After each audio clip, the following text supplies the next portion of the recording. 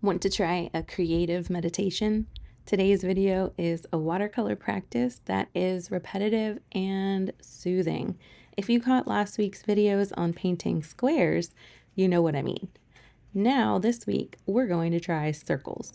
I limited the colors I chose from my palette again to make an assortment of purple and green colors. It feels very springy, kind of like a lilac tree. New videos are coming out every Tuesday, so make sure you click the QR code to be notified as soon as it's available. This week I want to show you another way I use watercolor as a little meditation practice. Last week I showed you squares, you can check that out. This week it's going to be circles. I switched up the colors. Last week was warm and cool colors like oranges and blues. This week I'm using purples and greens because it just felt like a springy color palette and I was feeling like spring. So choose the colors that make you feel the way you want to feel on your particular day. If you want to use the same colors I'm using, you can find the specific colors in the supply list below. This is my full palette, but I limited the colors to make it easier to mix and blend and come up with different shades. So all you do when you paint circles is obviously start with a circle, and then as you continue, you want to make sure they're fairly wet, especially on the edges, because you're going to mix new colors and start to paint them next to each other. And when you touch the edges, you will see the color start to spread. Right now you can see the green spreading into the purple, and it's going to be different every time you paint a new circle, which makes it so interesting to watch. And when they dry, you get all these cool effects of where different colors blend into each other. So for a project like this, I highly recommend high quality watercolor paper because the blending happens more, it's more apparent on, and this is cold press paper, so I'm getting texture. On lower quality paper, it just won't spread as much. The water tends to pool instead of spreading.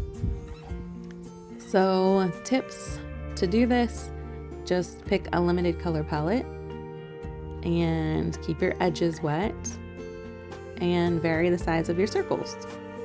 And then just have fun with it and use it as a way to relax after a long day. Use it as an experiment to play with color and see how they'll interact. You can use as many colors as you want. This was a limited color palette. And then as you're painting, just look for the edges that are still wet. If some dried already, that's totally fine. You just want to fill up your whole paper with circles. So I am going to speed this video up today so you can see the whole thing being completed. And I hope you have fun with this. If you try it, let me know what colors you experimented with, because maybe I would like to do that too. All right, have fun watching, and I'll see you next week.